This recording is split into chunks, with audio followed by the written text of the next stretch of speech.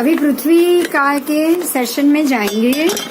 पृथ्वी, आप, तेऊ, वायु और वनस्पति, वो पांचों स्थावर और सूक्ष्म, आपको ये 10 प्रकार के हैं। पृथ्वी, आप, तेऊ, वायु, पृथ्वी का, आप का, तेऊ का, वायु का, ठीक है, और वनस्पति का। ये पांचों में आपको हमें त्रस मिले थे, लेकिन पर्याप्त अपर्याप्त। पांचों में पृथ्वी का सूक्ष्म ही है, पृथ्वी का अपकाय। देखिए यहाँ क्या लिखा है, पृथ्वी काय में आपको क्या बताया गया है। जैसे कि जमीन के नीचे से निकलने वाली चीज, पृथ्वी का अर्थ ही होता है जमीन। पृथ्वी के नीचे से आपको सोना मिलेगा, हीरा मिलेगा, फिर अलग अलग सेमी प्रेशियस स्टोन मिलेंगे, अब्रख, आपको ये पता होगा, जो जसत, जिंक ऑक्साइड, फिर लोहा, ये सारी चीज हम बना नहीं सकते। आपको एक चीज का ध्यान रखना है कि ये जो मैन मेड है ना, जो मैन मेड इंसान का बनाया हुआ, वो आपको एक से दूसरा रूपांतर मिल सकता है, लेकिन जो नेचुरल पृथ्वी का है, जैसे कि कच्चा सोना, कच्चा लोहा, फिर ये डायमंड के अंदर से जमीन से निकलने वाले पीस, कोयले के टुकड़े, ये सारी चीज मैनमेड नहीं है, इसलिए ये नेचुरल जीव है। इसको नेचुरल जीव समझना है, और ये पृथ्वी काय के जीव है। अब आओ अपकाय। अपकाय है जैसे पानी का गिरना, आकाश से बर्फ का गिरना, और बारिश का मतलब पानी का गिरना, और नीचे इकट्ठा जमीन में इकट्ठा हुआ पानी, ये दोनों अपकाय है। अब आओ तेऊ काय। तेऊ काय में भी 2 चीज बताई है। एक तो है बिजली, जो आकाश से बिजली के रूप में बहुत ही प्रकाश जो गिरता है, लेकिन वो बहुत ही भयंकर होता है, वो घर वर सब जला देता है, सारी चीज वो जला देता है। और दूसरा है सूर्य। सूर्य से ही हम लाइट लेंगे, सूर्य के प्रकाश से ही, और इलेक्ट्रिक पावर को हम ऐसे लाएंगे तो वो पंखा और सब है, वो अग्नि का है, लेकिन उसे हम हवा मतलब वायु काय में परिवर्तित करते हैं। वायु काय पंखा के अंदर आपको दोनों मिलेगा, एक तो इलेक्ट्रिक के रूप में तेऊ काय और हवा के रूप में वायु काय। बाकी नेचुरल जो हवा की, वायु काय की जो स्ट्रीम है वो है पवन। पवन में भी अलग अलग बहुत सारे प्रकार के वायु काय आ जाएंगे। स्थावर वायु भी उसमें आएगा, बादर वायु। अब आप आओ आगे। अब वनस्पति काय में 2 भेद दे दिए, एक है प्रत्येक वनस्पति का, एक है साधारण वनस्पति का। तो अब वनस्पति काय में जो दरिया के अंदर उगने वाले, फिर बाहर जमीन पे उगने वाली, ऐसी एक वस्तु, प्रत्येक वनस्पति काय को एक वस्तु कहा जाएगा। जो दरिया के अंदर भी वनस्पति उगती है, अगर आपको मालूम हो तो, नीचे भी बहुत सारी वनस्पतियां जमीन के अंदर, पानी के अंदर भी उगती है, पानी के बाहर भी होती। उसमें से अगर एक चीज का एक ही शरीर होगा तो वो प्रत्येक वनस्पति का, जैसे कि ये झाड़, और जैसे कि ये सारी उसकी जो हमने देख लिए ना, वो 7 उसके अंदर रहे हुए जीव, आपने वो पहले ही चैप्टर में जान लिया कि 7 प्रकार के एक पेड़ में, मतलब वनस्पति में, प्रत्येक वनस्पति में 7 प्रकार के अलग अलग जीव होते हैं। अब आओ साधारण वनस्पति काय। साधारण वनस्पति काय का मतलब ये होता है कि एक ही शरीर के अंदर बहुत सारे शरीर, एक ही वनस्पति, एक ही, जैसे कि आलू, लेकिन उसके अंदर असंख्य आत्माएं, माने असंख्य जीव एक ही शरीर में शेल्टर लेके रुकी है। प्रत्येक में, एक वनस्पति में एक जीव, और वनस्पति के एक विभाग में एक जीव, ऐसे 7 विभाग होते हैं। छाल एक विभाग है, फल एक विभाग है, बीज एक विभाग है, 7 अलग अलग विभाग है। 7 में 7 प्रकार के जीव, लेकिन एक विभाग का एक जीव माना है, इसलिए उसको प्रत्येक कहा गया है। अब फिर से हम पृथ्वी का आदि 5 स्थावर जीव की बात करेंगे। वायु, जल, आकाश। और हमने ये पृथ्वी काय के मामले में पहले थोड़ा जाना है, अब हम उसी में कुछ और नया जानेंगे, जो आगे के रिलेटेड जो भी डीप में होगा, अब उसकी बारी आएगी। मैं वापस प्रेजेंटेशन में जा रही हूँ। अगर कोई आए, आपको लगे कि ये नॉक कर रहा है, तो प्लीज मुझे बता दीजिएगा ताकि मैं विंडो खोल दूं। ओके,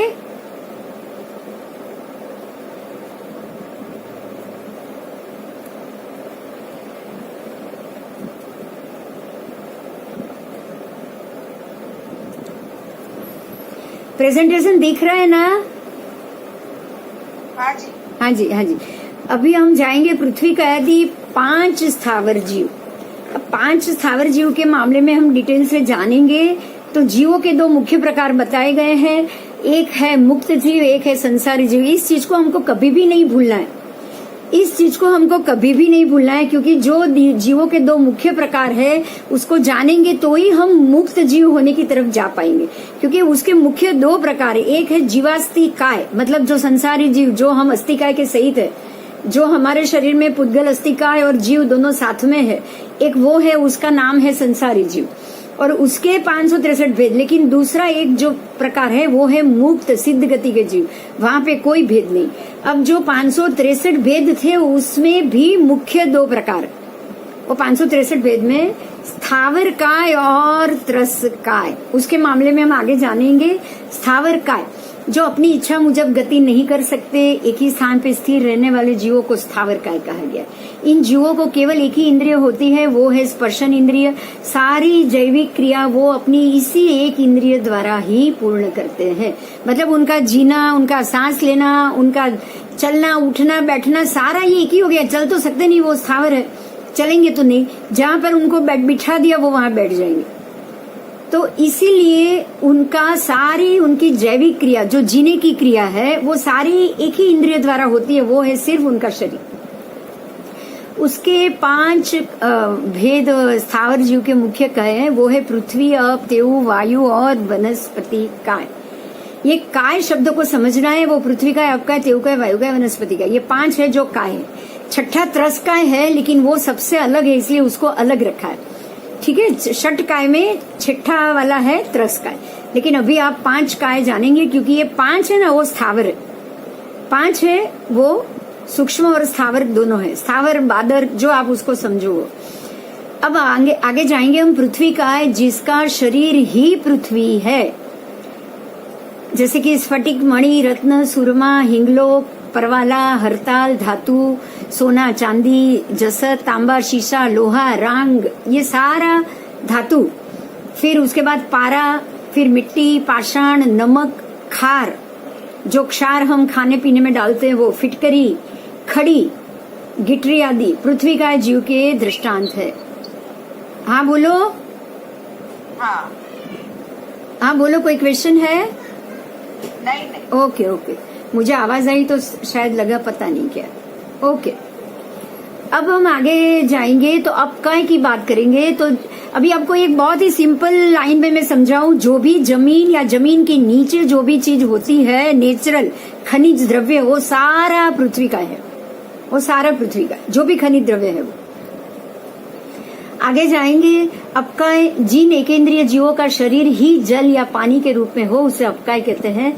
कुआं, तालाब, बावड़ी, भूमि का पानी, आकाश का पानी, फिर पेड़। मैम आप वापस कोई भी एक ग्रुप बनाने वाले जहाँ से आप शुरू से सिखाने? नहीं, अभी शुरू से तो नहीं होगा, रिकॉर्डिंग है सब, आपको देख लेना, यूट्यूब पे सब रिकॉर्डिंग है। उसमें से कुछ नहीं समझ में आया तो आप मुझे पूछ सकते हो, है ना, क्योंकि ये अभी 3 साल का कोर्स है मैम, मैं बीच में से तो वापस शुरू नहीं कर सकती ना। हाँ, नहीं, राइट। हाँ, और रिकॉर्डिंग है ही, सब लेक्चर का रिकॉर्डिंग है। हाँ। आप उसके ऊपर जाओगे तो बहुत अच्छे से मिल जाएगा वहाँ। बस चलो अब यहाँ से करेंगे। जो भरत क्षेत्र में नरक और तिर्यंज के जीव, मनुष्य के जीव, ये सारा हमने कर लिया था। अपनी मुट्ठी में जो लास्ट बात हुई थी अभी याद आ गया। मुट्ठी में अनिल जी आए हैं क्या? अनिल जी? नहीं। हाँ, अनिल जी का जो लास्ट क्वेश्चन था, मैंने बोला था कि इसमें त्रस काय में आपको परमात्मा के निर्वाण के वक्त जो भी वो भस्मग्रह संक्रमित हुआ था ना, तो उसके कारण पूरे हवामान में त्रस, सूक्ष्म त्रस जीव कुंथुआ जैसे उत्पन्न हो गए थे। ये मेरी लास्ट क्लास में बात हुई थी, उनको नहीं पता था, इसलिए थोड़ा सा ऑब्जेक्शन हुआ था। मैंने वो महात्माओं से भी पूछ लिया है, ये बात सही है। कुंथुआ जैसे त्रस जीव हवा में परमात्मा के निर्वाण के बाद जब भस्मग्रह का संक्रमण हुआ था तब इसकी उत्पत्ति हुई थी। आप भी अन्य किसी को जानना है तो जान सकते हो। आपको इसमें ये 12 में से किसी में लेना ये महत्व का नहीं है, लेकिन महत्व का ये है कि ऐसा हुआ था। ठीक है, तो अब हम आगे प्रेजेंटेशन में जाएंगे। बराबर अभी याद आया मुझे कि हम इसी पॉइंट के ऊपर थे, हम लोग इसी पॉइंट के ऊपर थे लास्ट क्लास में। अब हम आगे जाएंगे। उसके बाद आओ, भरत महाविदे ऐरावत और अधोग्राम के 1000 योजन अंदर आई हुई कुबड़ी विजय। ये कुबड़ी विजय कहाँ है उसके मामले में मैं अभी आपको थोड़ा बता दूं, फिर जब पिक्चर आएगा तब बता देंगे। भरत महाविदे और ऐरावत और अधोग्राम, ये अधोग्राम है ना, बराबर मेरू के नीचे 1000 योजन जाने के बाद आता है और वो उसको अधोग्राम का एरिया ही कहा जाता है। वहां पर भी हमारी तरह आपको एक एक गर्भज पर्याप्ता, अपर्याप्ता और समूर्छिम अपर्याप्ता, ऐसे 3 भेद के मनुष्य मिलेंगे। इस अधोग्राम में भी मनुष्य है। जब उसका पिक्चर के साथ एरिया का समझाना आएगा ना तब इसको हम वापस समझेंगे। उसके बाद आओ, जम्बू द्वीप में भरत, ऐरावत, महाविदे और युगलिक, युगलिक के भी 6 क्षेत्र टोटल, तो ये मिला के 9 क्षेत्र हो गए। 6 क्षेत्र युगलिक के और भरत, ऐरावत, महाविदे 3 क्षेत्र, ये टोटल 9 क्षेत्रों के 27 भेद होते हैं, क्योंकि 9 के भी आपको समूर्छिम अपर्याप्ता, गर्भज पर्याप्ता, गर्भज अपर्याप्ता, ऐसे मनुष्य के 3 भेद करने। इस प्रकार से अब ये 27 भेद को भी घातकी और पुष्कर अर्धद्वीप में भी उससे मल्टीपल करने हैं, तो उसको मल्टीपल करने से 54 भेद हुए, 54 भेद, 54। फिर आओ, लवण समुद्र में 56 अंतर द्वीप के गर्भज पर्याप्ता, अपर्याप्ता और समूर्छिम अपर्याप्ता, ऐसे मनुष्य के कुल 168 भेद हुए। लवण समुद्र में भी 56 अंतर द्वीप है। अब 56 अंतर द्वीप को भी आप 3 से गुनो, गर्भज पर्याप्ता से, फिर गर्भज अपर्याप्ता और समूर्छिम अपर्याप्ता, ये 3 से गुणाकार करोगे तो वहां के भी मनुष्य के 168 भेद होंगे। अब आप अधोलोक में आओ। अधोलोक में जो हमारी पृथ्वी मतलब जो तिर्यक लोग हैं उससे भी नीचे, तो 10 भवनपति, फिर 15 परमाधामी, टोटल वो 25 भेद। उसके भी पर्याप्ता अपर्याप्ता तो डबल हो गया, तो 50 भेद अधोलोक में देव के हो गए। फिर आओ तिर्यक लोक में, तो 8 व्यंतर, 8 वाण व्यंतर, 10 तिर्यक झृंभक देव, तो ये भी हुए 8, 18 और 10, 28। फिर 5 इसके भी 28 भेद हो गए। अब आओ स्थिर और 5 अस्थिर, तो ज्योतिष चक्र के भी 36 भेद हो गए। ये टोटल कुल मिला के टोटल 36 भेद हुए। अब ये 36 के भी पर्याप्ता भी और अपर्याप्ता भी, तो 36 2 72 हो गया, तो 72 भेद देवों के तिरछा लोक के बताए। अब ऊर्ध्वलोक में आओ, 38 प्रकार के वैमानिक देवों के पर्याप्ता और अपर्याप्ता, तो 38 2 76, तो उसके भी 76 भेद हुए। आपको बहुत सिंपल लिखकर बताया है, कोई दिक्कत नहीं आएगी समझने में, आप बहुत अच्छे से उसको समझ पाओगे। फिर भी कोई क्वेश्चन है तो पूछ लो प्लीज। लोकवर्ती समावगाही असंख्य गोलक चित्र, देखो लिखा है लोकवर्ती सम अवगाही, सम अवगाही। लोकवर्ती सम अवगाही का मतलब होता है कि संपूर्ण लोक में लोक के समान, संपूर्ण लोक के समान अवगाहना वाले, मतलब जितना ये लोक की अवगाहना है बिल्कुल उतनी ही अवगाहना में ठसाठस भरे हुए असंख्य गोलक, असंख्य गोलक, असंख्य गोला, शब्द को ही समझो, पूरे लोक में ठसाठस भरे हुए असंख्य गोले। समझ में आई मेरी बात? जितना लोक का एरिया है बराबर उतने एरिया में ये असंख्य गोले भरे हुए। अब ये गोले क्या है उसको जानो, अब ये गोले क्या है उसको जानो। सर्वज्ञ अरियंत परमात्माओं के द्वारा एक एक निगोद में भी अनंत जीव राशि कही है। ये जो एक एक जो असंख्य गोले है ना, ये गोला है क्या? तो 14 राजलोक में निगोद के असंख्य गोले भरे हुए हैं। ये सारे गोले निगोद के हैं, ये सारे गोले निगोद के हैं। जो 14 राजलोक की जितनी जगह है बराबर उतनी जगह में ये गोले ठसाठस भरे हुए हैं। आपको ये गोले दिखाई दे रहे हैं ना? बिल्कुल बीच में जगह नहीं छोड़ी है वो गोलों ने। बिल्कुल जगह नहीं छोड़ी। मतलब पूरे 14 राजलोक असंख्य निगोद के गोले से भरा हुआ है और एक एक गोले में असंख्य निगोद। अब एक गोले में असंख्य निगोद, पहले तो निगोद के गोले भी असंख्य, तो दोनों मिला के असंख्य हो गया। असंख्य को असंख्य से मल्टीपल करो आप। श्री अरिहंत परमात्माओं के द्वारा, ये एक नहीं, सभी अरिहंत परमात्माओं ने इस बात को बताया है। एक एक निगोद में भी अनंत जीव राशि। आप सोचो कितना हुआ। पहले तो असंख्य गोले, उसके बाद असंख्य गोले में असंख्य निगोद, उसके बाद एक निगोद में अनंत जीव राशि। मतलब असंख्य मल्टीप्लाई अनंत, कोई सीमा ही नहीं है इसकी, कोई सीमा ही नहीं है, कोई काउंटिंग ही नहीं है। इतनी ज्यादा निगोद पूरे 14 राजलोक में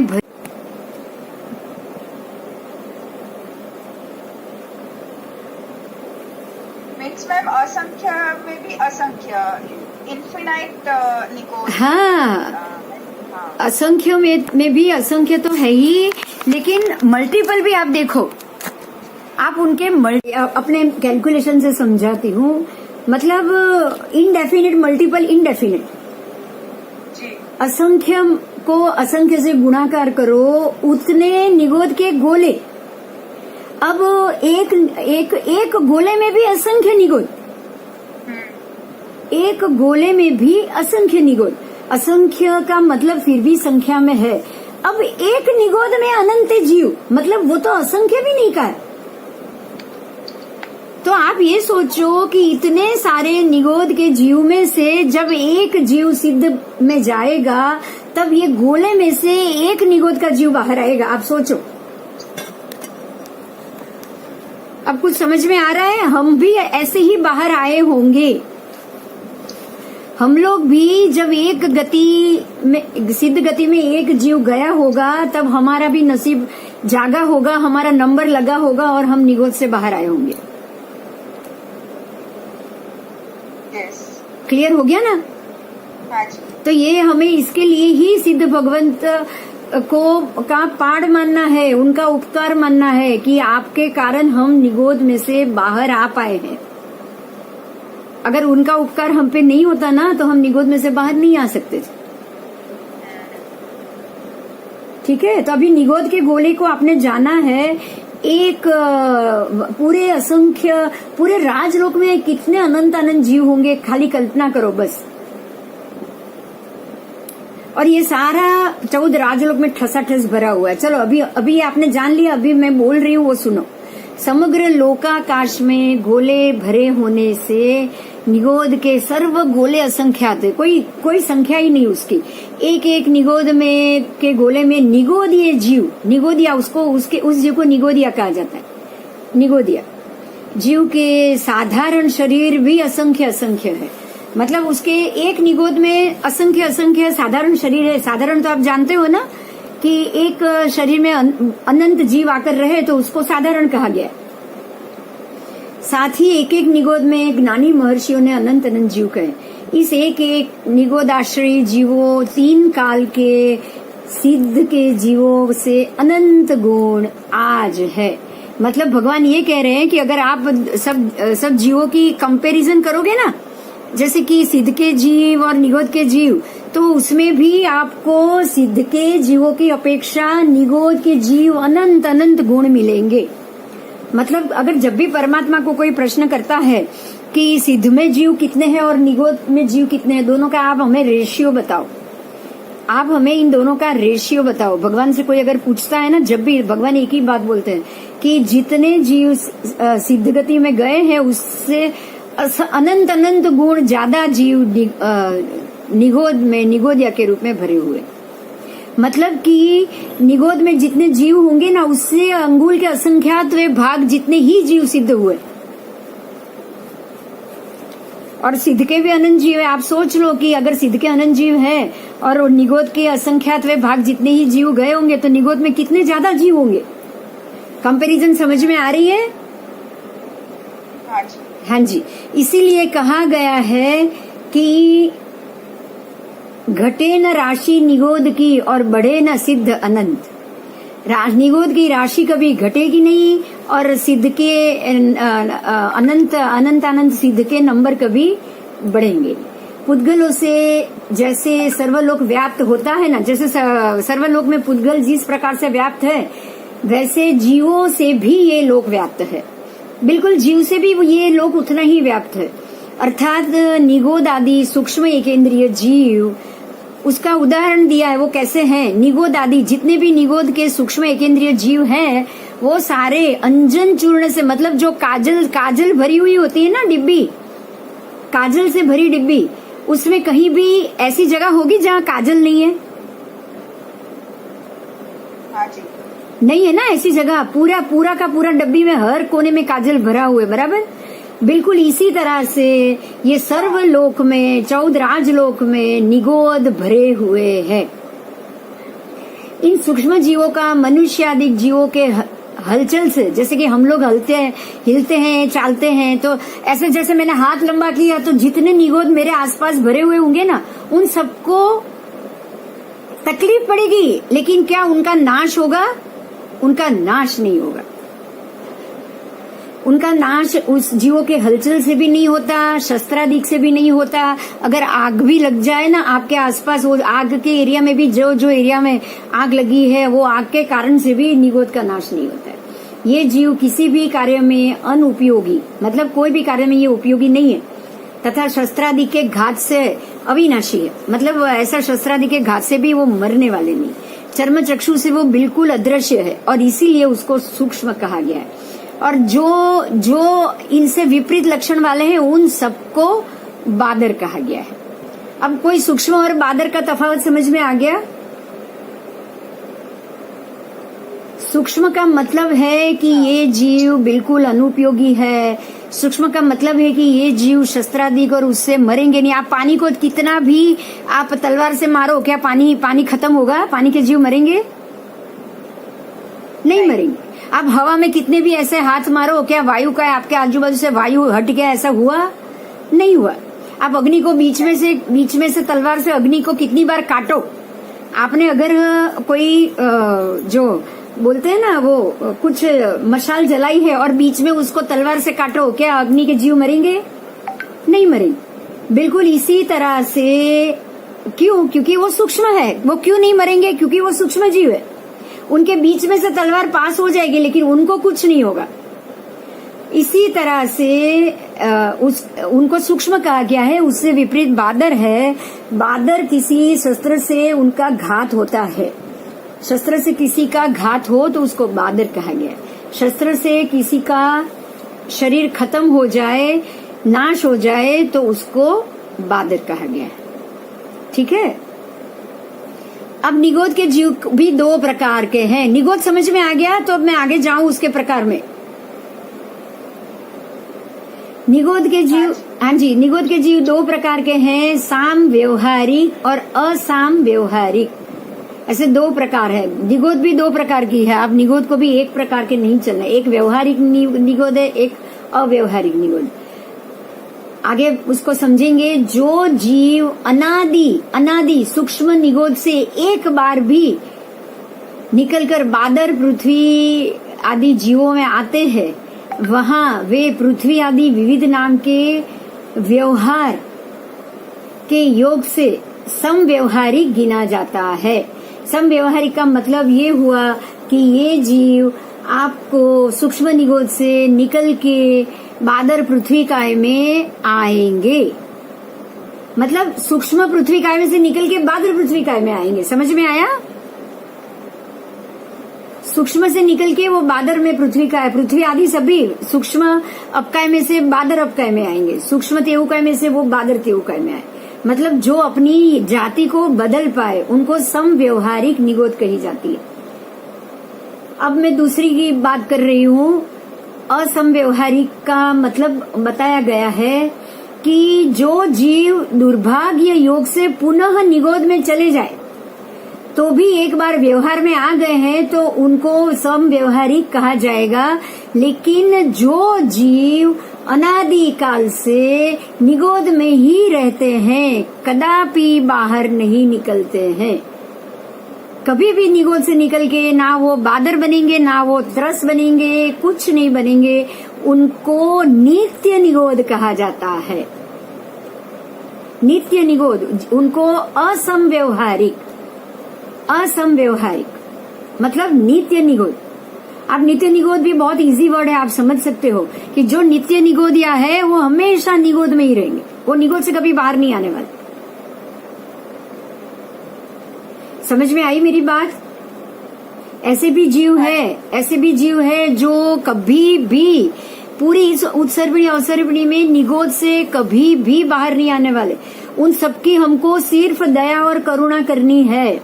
तीर्थंकर परमात्मा, तीर्थंकर इसी कारण से नाम बांधते हैं कि उनको सभी जीवों के प्रति करुणा भाव होता है।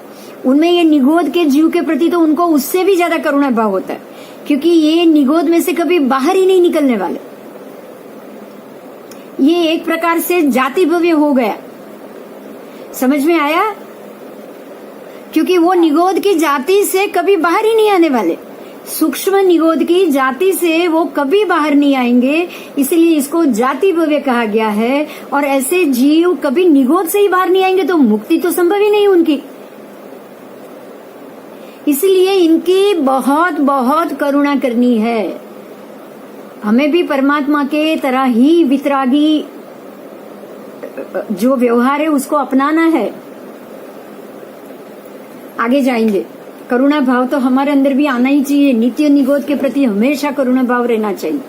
जो जाति भव्य है उसके प्रति भी आपको हमेशा करुणा रहना चाहिए। अब जो मैंने बताया मैं बोल रही हूँ, आप सुन लीजिएगा।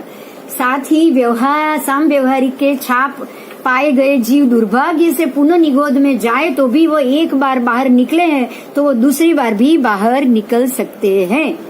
समझ में आई मेरी बात? ऐसा नहीं है कि एक बार जो व्यवहारिक राशि में चले गए तो आप वापस निगोद में नहीं जा सकते। हम बहुत बार व्यवहार राशि में भी आए हैं, मनुष्य तक बने और वापस निगोद में भी गए। लेकिन जो आप मनुष्य एक बार बन चुके हो तो आप जाति भव्य नहीं हो, आप नित्य निगोदी नहीं हो। आप नित्य निगोदी नहीं हो तो कभी भी मोक्ष जा सकते हो। आगे चलेंगे। वहां भी उनका व्यवहार समव्यवहारिक रूप में ही होता है। असमव्यवहारिक ये कहलाते हैं जो जीव अनादिकाल से गुफा में ही जन्मे और गुफा में ही मर गए। बिल्कुल इसी तरह वो सूक्ष्म निगोद में ही जन्मे हैं और सूक्ष्म निगोद में ही मर जाते। वो कदापि वहां से बाहर निकल के बादर या त्रस नहीं बनते हैं। क्लियर हो गई बात? मैं आगे जाऊं? ये नित्य निगोद और अनित्य निगोद, इसको समझना बहुत जरूरी। जितने जीव समव्यवहारिक राशि में से मोक्ष में जाएंगे उतने ही जीव असमव्यवहार राशि में से बाहर निकल के समव्यवहारिक राशि में आते हैं। देखो यही बात मैंने पहले बोली थी कि कोई सिद्ध में गया तो हमें नसीब में मिला है तो हम निगोद से बाहर आए। अब निगोद से वही बाहर आएंगे जो नित्य निगोदी नहीं है। नित्य निगोदी तो आने वाले ही नहीं है। मगर जो नित्य निगोदी नहीं है वो तो जैसे ही एक जीव मोक्ष में जाएगा, एक जीव जो व्यवहार राशि में आने के योग्य है वो व्यवहार राशि में आएगा। तो इसका अर्थ ये हो गया, परमात्मा बहुत स्पष्ट रूप से कहते हैं कि व्यवहार राशि में बिल्कुल संख्याता जीव होते हैं, है ना? क्योंकि जब एक मोक्ष जाएगा तो ही दूसरा निकलेगा ना, व्यवहार में आएगा ना। हाँ जी। एक जीव मोक्ष में जाएगा तो ही दूसरा अव्यवहार से व्यवहार में आएगा। तो जो व्यवहार राशि में बिल्कुल सिमेट्रिकल, बिल्कुल फिक्स नंबर रहते हैं। यहाँ पे अगर 100 एंट्री है तो 100 से 101 कभी नहीं होगी और 99 भी कभी नहीं होगी। समझ में आई बात मेरी? हाँ। बस, तो व्यवहार राशि में बिल्कुल संख्याता जीव रहेंगे और एक जीव जब मोक्ष जाएगा तभी अव्यवहार से निगोद से निकल के वो व्यवहार निगोद में, व्यवहार राशि में आएगा। अव्यवहार राशि में से व्यवहार राशि में आना, जो आ पाया ना वही मुक्त हो सकता है। आगे जाएंगे, उसमें भी बहुत सारे आइदर और नाइदर नॉर है, हमको ये समझना पड़ेगा। इस निगोद में भव्य तथा अभव्य जीव सदा काल अनंत अनंत ही होते हैं। अब ये निगोद के अंदर भव्य जीव भी अनंत अनंत है और अभव्य जीव ही है, वो भी अनंत अनंत, वो हमेशा अनंत अनंत ही रहेंगे। ऐसे ही अनंत भव्य जीव है जो सामग्री के अभाव से कभी भी मुक्ति में नहीं जाएंगे, जिसे जाति भव्य कहा जाता है। मतलब ये निगोद में जो जीव है जो कभी भी वहां से बाहर नहीं आने वाले हैं, इनको कभी भी मोक्ष की सामग्री नहीं मिलने वाली है। वो जीवों में अभव्य जीव भी है, भव्य जीव भी है, लेकिन वो निगोद से बाहर निकले तो उनको मोक्ष मिले ना, इसीलिए वो कभी भी निगोद से अव्यवहार राशि में आने वाले नहीं है, इसलिए उनको जाति भव्य कहा जाएगा। अगर वो जाति भव्य है तो ना ही वो भव्य है ना ही अभव्य है, क्योंकि वो जाति भव्य की कैटेगरी में चले गए। आगे चलेंगे। निगोद यानी कि अनंत जीवों का एक साधारण शरीर। जैसे ही आप आलू जानते हो, आलू भी अनंत जीवों का एक साधारण शरीर है। ये शरीर भी साधारण है, क्योंकि साधारण है तभी तो अंदर बहुत, जैसे हम झुपड़पट्टी में या 40 सिस्टम में रहने वाले को हम साधारण व्यक्ति बोलते हैं ना, वो ज्यादा पैसे वाले नहीं है, इसलिए वो एक छोटी सी खोली में 25 लोग रहते हैं, क्योंकि वो सिंपल हाई क्वालिटी वाले ज्यादा पैसे वाले लोग नहीं है। इसी तरह से ज्यादा फैसिलिटी वाले या ज्यादा इंद्रिय या उसके सुख सुविधा भोगने वाले जीव नहीं होंगे वो, इसीलिए उनको साधारण शब्द का प्रयोग किया गया। तो साधारण में भी आपको हमारी तरह ही समझना है कि जैसे ही साधारण लिविंग बीइंग वाले जीव छोटे से कमरे में बहुत सारे रहते हैं, बिल्कुल इसी तरह एक साधारण शरीर जिसको आलू प्याज गाजर कहा गया है, उसमें भी पानी के बुलबुले की तरह स्तिबुक आकार, स्तिबुक बोला गया है उसको, उसके आकार में, मतलब एक गोले में पानी का जो आपको एक बलून होता है ना, पानी का बुलबुला, बिल्कुल ऐसे बुलबुले जैसे एक गोलाई के गोले में अनंत अनंत जीव, अनंत अनंत आत्मा सिर्फ इतने गोले में रहती है, उसको साधारण शरीर मानना। इस निगोद में वर्तित जीव समकाल में उत्पन्न होने वाले होते हैं। ये सारे जीव समकाल में ही उत्पन्न होते हैं। समकाल एक फिक्स समय है। ये सारे जीव बराबर एक श्वासोच्छ्वास में 70.5 बार जन्म होता है, मरण होता है। एक श्वासोच्छ्वास में, एक श्वासोच्छ्वास आप सोच लो, उसमें भी उनके 17.5 भव होते हैं, भव। आगे चलो। अनंत जीवों की शरीर रचना, अनंत जीवों की शरीर रचना, उनके सारे उच्छ्वास, उनके निश्वास, उनके आहार आदि योग्य पुद्गलों का ग्रहण और विसर्जन, ये सब एक साथ में ही समकाल में होता है। इसीलिए उनको साधारण मतलब एक समान स्थिति वाला, साधारण का दूसरा मतलब है वो एक समान स्थिति वाला, इसलिए उनके लिए ये शब्द कहा गया है। 1 मिनट में आपके सामने आ रही हूँ, कुछ समझ में आया? ये निगोद के गोले में जो जीव है वो सारे साधारण कहे गए हैं, एक स्थिति वाले, एक सम स्थिति वाले। इनमें ना किसी में ज्यादा स्थिति में बदलाव आता है ना कम आता है। ठीक है?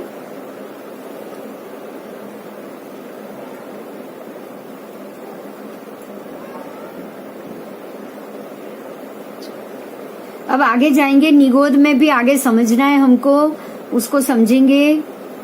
निगोद के जीवों की भव गिनती 1 मिनट में 1346 भव, क्योंकि ये 1 मिनट में 17.5 भव करते हैं। एक श्वास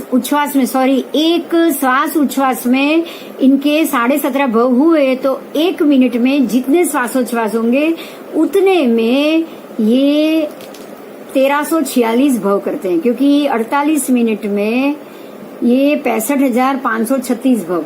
एक दिन में मतलब 24 घंटे में 96,66,080 भव। फिर 1 महीने के अंदर 5,89,82,400 भव। 1 साल में 70,70,70,000,000 77,88,000 और 700 भव करते हैं। बस अब गिनते जाओ गिनते जाओ गिनते जाओ। 1 मिनट में जितनी भी 60 सेकंड और ये होती है, अब 1 सेकंड में 1 भव करे तो 48 मिनट में 2880 भव करते हैं। ये पूरा गिनती किया हुआ है, आप वो पढ़ लोगे, आपको बहुत अच्छे से समझ में आ जाएगा। अभी आपको ये जानना है कि ये सब किसमें से लिया गया है, तो त्रैलोक्य दीपिका, पदार्थ स्थापना संग्रह, बृहद संग्रहणी, निगोद षट त्रिंशिका, निगोद के ऊपर एक पूरा पुस्तक है षट त्रिंशिका, और पदार्थ स्थापना संग्रह, इसमें से ये लिया गया है। समझ में आ गया आपको निगोद? हाँ जी,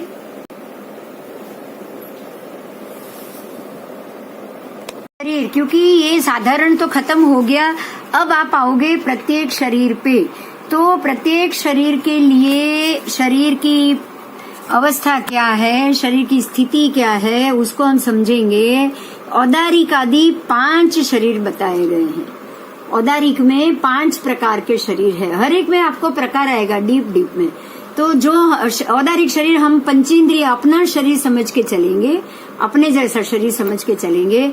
तो औदारिक शरीर, वैक्रिय शरीर, आहारक शरीर, तेजस शरीर और कार्मण शरीर, हमारे ये एक शरीर में ही 5 प्रकार के शरीर है।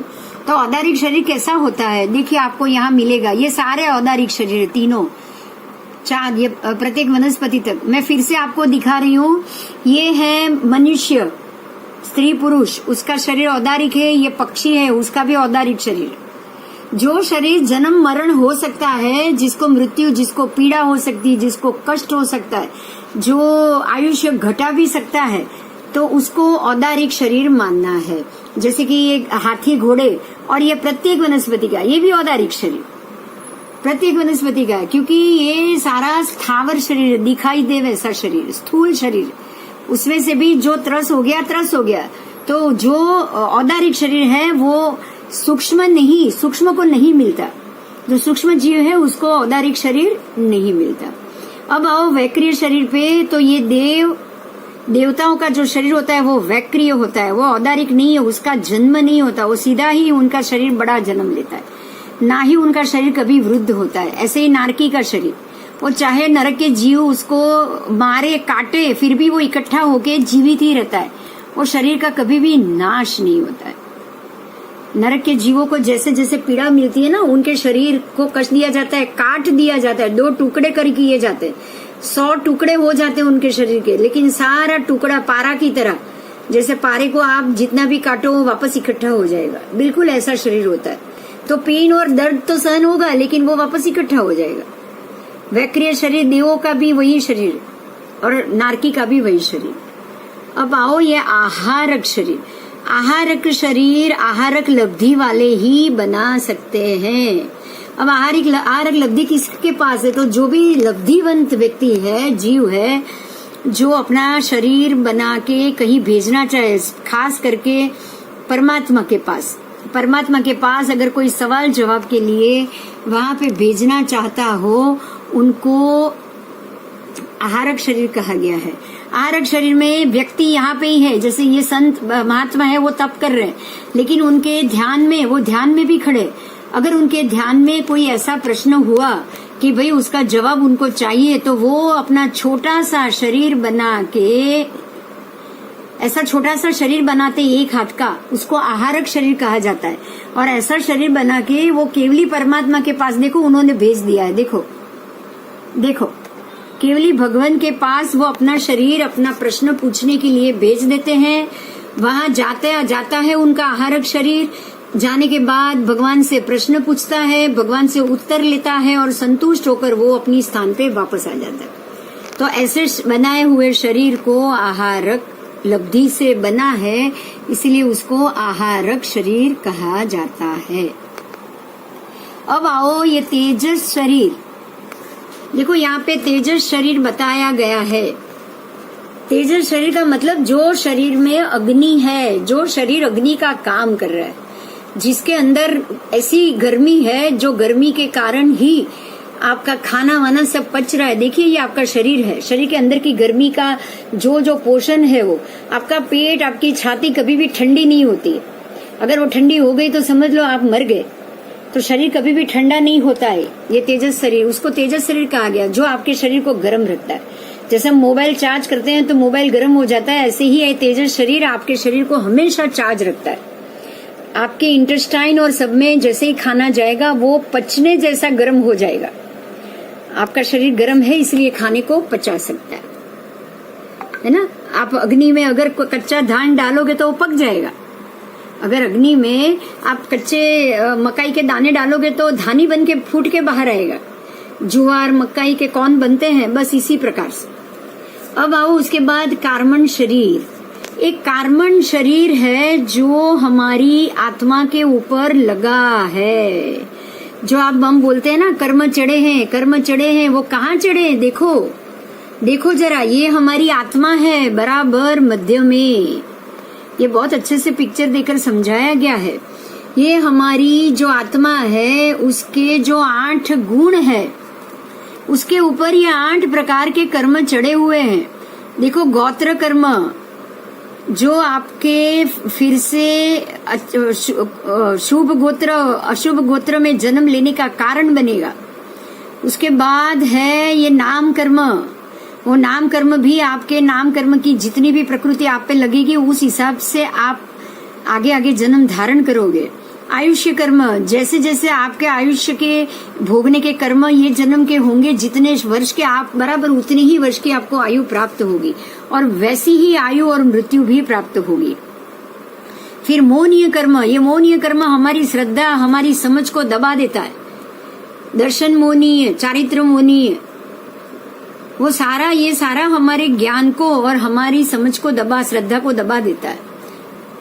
अब आओ वेदनीय, ये आत्मा के ऊपर लगा हुआ वेदनीय कर्म है जो कभी साता वेदनीय लाएगा कभी असाता वेदनीय लाएगा। ये दर्शनावर्णीय कर्म के कारण हमारी श्रद्धा और दर्शन पूरा ढका हुआ है। और ये है ज्ञानावर्णीय कर्म। तो ज्ञानावर्णीय कर्म ने हमारे ज्ञान को आवृत किया हुआ है। जो हमारे अंदर सम्यक ज्ञान है वो आवरण से ही खुल के बाहर आएगा। जब तक ये आवरण नहीं हटेंगे सम्यक ज्ञान आना बहुत मुश्किल का कार्य है। हम मिथ्यात्व के से ही सारा काम हमारा चलाएंगे जब तक ज्ञान खुलेगा नहीं, जब तक सम्यक दर्शन सम्यक ज्ञान प्राप्त होगा नहीं। उसके बाद है अंतराय। जो अंतराय कर्म लगे हैं, लाभांतराय, दानांतराय। लाभांतराय का मतलब है किसी भी लाभ का मिलना। दानांतराय का मतलब है कि ना दान कर पाओ ना किसी का दान आप तक पहुंच पाए।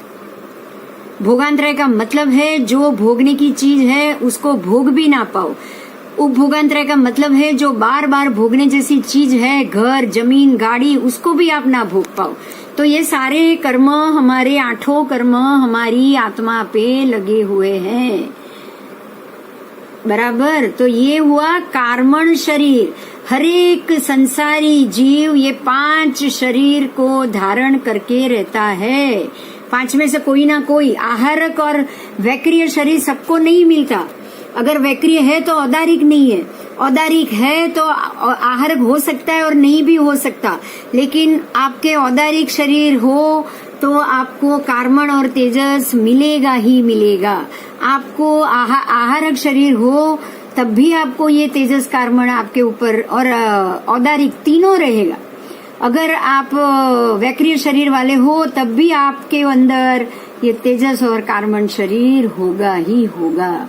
तो हर एक संसारी जीव के संचरण में वो अपने साथ तेजस और कार्बन शरीर को साथ में लेके ही घूमता है। ठीक है।